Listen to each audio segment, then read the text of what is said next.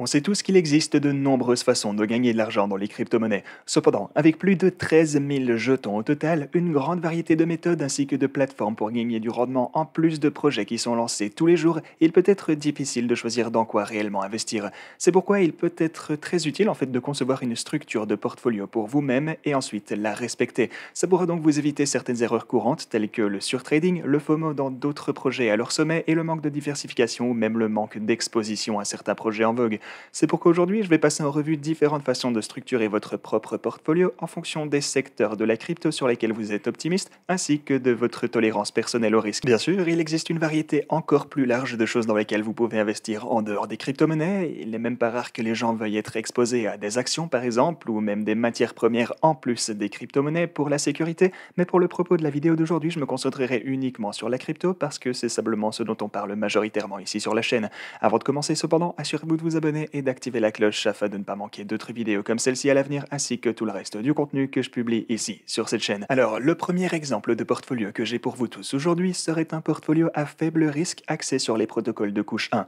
Je dis moins de risque évidemment et tout le monde définit le risque différemment, mais sur les trois exemples de portfolio que j'ai pu vous trouver pour cette vidéo, c'est certainement celui qui présente le risque le plus faible. En effet, il est composé de cryptos de grands protocoles de couche de base ou Layer 1 et les grands projets ont tendance simplement à être moins volatiles en termes de prix car ils ont généralement plus de liquidité, ce qui signifie qu'il faut beaucoup plus d'argent pour faire monter ou descendre le prix que, par exemple, disons un jeton qui serait répertorié uniquement sur un DEX sans énormément de liquidité ou quelque chose comme ça. Les projets de couche 1 donc peuvent également être considérés comme un peu moins risqués que d'autres types de projets étant donné qu'ils bénéficient de la croissance de tous les autres projets qui sont construits au-dessus d'eux plutôt que d'être un projet autonome tel qu'un jeu Play to Earn ou même un protocole DeFi. Ok, ceci étant dit, les jetons que j'ai décidé d'inclure dans ce portfolio seront le Bitcoin, l'Ethereum, BNB, Luna, Avax, Solana et NIR. Bien que le Bitcoin diffère évidemment des autres en ce qui n'a pas d'écosystème d'autres projets construits dessus, eh bien, holder du Bitcoin vous aidera certainement à réduire la volatilité qui peut être provoquée par la détention de ces autres jetons, car,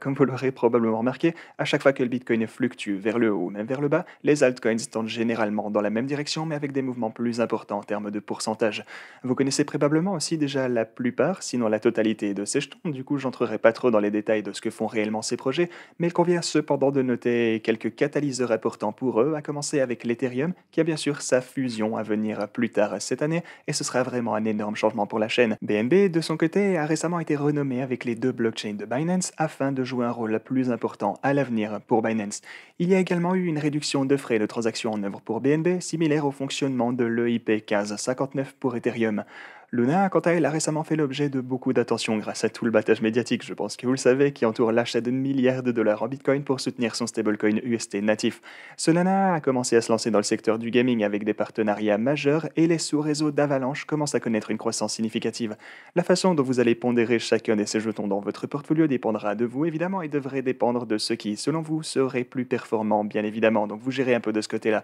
Mais en incluant une bonne variété de couches de base, vous seriez susceptible de capter une bonne partie de la croissance générale des cryptos à l'avenir. Ok, voilà ce qu'il en était pour celui à faible risque. Ensuite, on a le portfolio à moyen risque et pour celui-ci, j'ai choisi de me concentrer sur le GameFi et les jeux Play to Earn. Ces deux sujets, en fait, suscitent encore pas mal d'attention et je pense que l'une des raisons en est que les gens voient le potentiel de ces types de projets pour décoller et être adoptés assez rapidement, car c'est vraiment plus facile de convaincre quelqu'un simplement de jouer à un nouveau jeu où ils peuvent gagner des récompenses avec une valeur réelle, plutôt que de, par exemple, convaincre quelqu'un d'essayer de gérer ses propres investissements dans la DeFi. Il y a évidemment énormément de projets parmi lesquels choisir dans toute cette catégorie, mais presque la totalité d'entre eux ont une capitalisation boursière plus petite que ceux du portfolio à faible risque. Ils sont donc susceptibles de voir davantage de volatilité, mais potentiellement plus de hausse également. Dans cette catégorie, les jetons que j'ai décidé d'inclure sont Sand, Engine, Jewel et Mana. On peut noter aussi qu'une partie du capital alloué dans ce portfolio servirait également à trouver des investissements prometteurs en début de cycle, tels que des préventes et des idéaux pour de nouveaux projets de type GameFi ou de jeux Play to Earn. Sand, Engine et Mana ont été inclus pour vous offrir une exposition générale à ce secteur, car ils ont généralement tendance à augmenter lorsqu'il y a du battage médiatique autour du blockchain gaming, du métaverse et du jeu Play to Earn. Cependant, les gains les plus importants proviendront très probablement de la recherche de ces investissements à stade précoce. Il existe un grand nombre de nouveaux projets liés au jeu blockchain en cours de lancement, et même si tous d'entre eux ne fonctionneront pas bien, évidemment, si vous prenez le temps de chercher et de trouver les pépites, il n'est pas rare de les voir monter de plusieurs multiples à partir de leur prix initial. Certaines choses importantes à rechercher lors de l'analyse de ce type de projet sont une équipe expérimentée, une feuille de route clair et réalisable, une idée unique plutôt que quelque chose de copié ou de modifié légèrement par rapport à ce qui existe déjà, et en plus une communauté enthousiaste. Une chose que je noterai en plus, c'est que si vous trouvez un bon projet et que vous vous lancez très tôt, s'il fonctionne bien au départ, vous devriez envisager au moins de retirer votre dépôt initial ou de prendre quelques profits, car il est particulièrement courant avec les projets de type gaming que l'équipe ait besoin de vendre des jetons afin de financer le développement continu du jeu en lui-même. Contrairement à certains autres types de projets de crypto, un bon jeu peut nécessiter des millions, voire des dizaines de millions de dollars pour se développer, et donc c'est normal qu'ils vendent un peu. Pour finir, on a le portfolio à risque plus élevé, donc que j'ai centré cette fois autour de la DeFi. La DeFi est particulièrement intéressante en tant que plan au plus long terme, car si dans,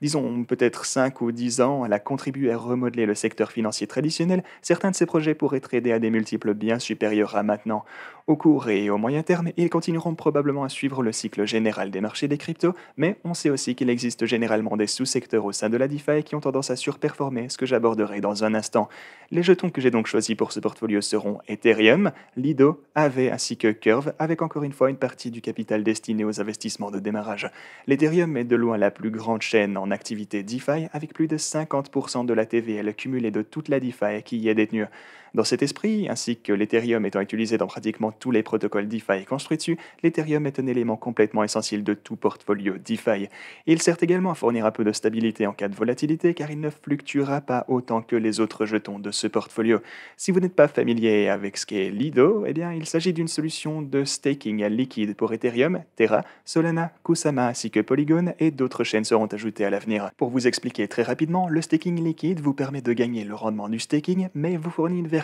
encapsulée de vos jetons que vous pouvez donc utiliser ailleurs, par exemple pour prêter des garanties afin de gagner encore plus de rendement quelque part d'autre. Lido est récemment devenu le deuxième plus grand protocole de DeFi derrière Curve, que vous connaissez peut-être, et Curve a été incluse en raison du monopole qu'elle détient sur le cas d'utilisation du swapping de stablecoin, et en plus elle s'est déjà étendue à plusieurs chaînes différentes et ne cesse de croître. Aave est une autre blue chip de la DeFi et ils ont récemment publié leur V3 qui a ajouté des fonctionnalités intéressantes afin d'augmenter l'efficacité du capital, réduire les risques et étendre les cas d'utilisation du protocole. Similairement au portfolio à risque moyen, ces projets vous donneront donc une exposition à ce secteur, tandis que certains de vos gains les plus importants, du moins au court terme disons, proviendront probablement d'investissements en phase de démarrage. Il n'y a pas autant de nouveaux projets DeFi lancés qu'il y en a dans le GameFi par exemple pour le moment, mais il y en a tout de même plus qu'assez pour rechercher et trouver des pépites afin de faire de bonnes affaires. C'est également là que les sous-secteurs DeFi que j'ai mentionnés entrent en jeu. Pour vous donner quelques exemples, par le passé, on a vu des périodes où la DeFi sur certaines chaînes en particulier a vraiment décollé,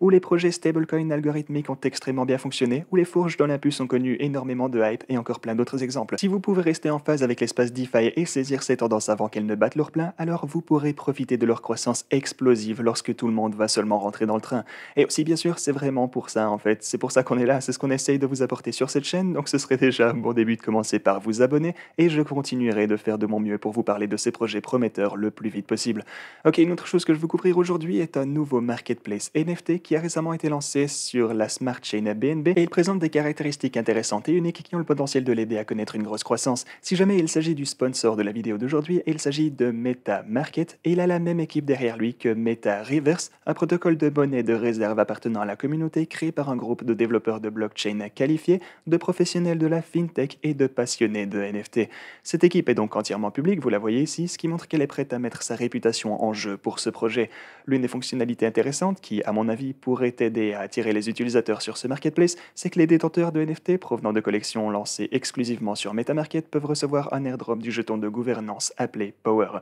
Les holders pourront également s'inscrire sur la whitelist pour d'autres collections NFT lancées sur MetaMarket à l'avenir, telles que celles de marques bien connues, d'influenceurs ou même pour la vente de jetons sur la rampe de lancement MetaReverse. Pour aider à démarrer les affaires avec ce projet, 3 collections NFT intéressantes sont prêtes à être révélées sur la plateforme. La première d'entre elles, je vais un peu vous les montrer, la première est donc Tom Zenati Exclusive Party Impeccable Club, ou TZ Epic en abrégé. Si vous ne le saviez pas, Tom Zenati est un DJ de renommée mondiale, et cette collection se composera de 10 000 personnages qui pourront vous servir à faire la fête avec Zenati dans le métaverse ainsi que dans la vraie vie. En plus de chaque NFT ayant des caractéristiques uniques, les détenir s'accompagnent également d'une variété de bonus spéciaux tels que l'accès anticipé à des événements communautaires exclusifs, la prévisualisation de la musique de Zenati avant qu'elle ne soit disponible, expo, l'accès à un salon spécial et plus encore. La deuxième collection est la collection de vélos ePowers qui est composée de 3120 NFT e-bike. ePowers est donc une véritable entreprise qui produit des vélos électriques de pointe ainsi que de haute performance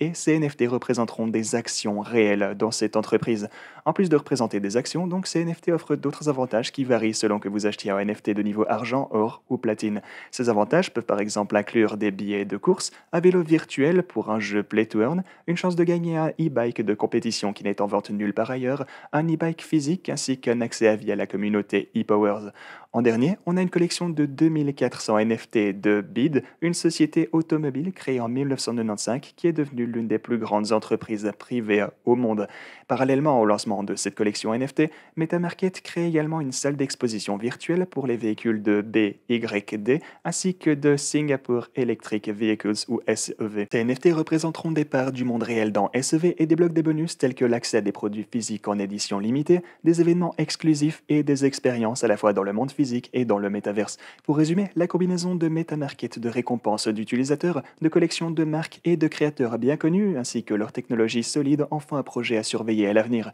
Voilà les gars, encore un grand merci à eux pour le support qu'ils apportent à la chaîne. Si vous avez apprécié cette vidéo, faites-le moi savoir en commentaire et quant à moi, j'ai plus qu'à vous dire à la prochaine.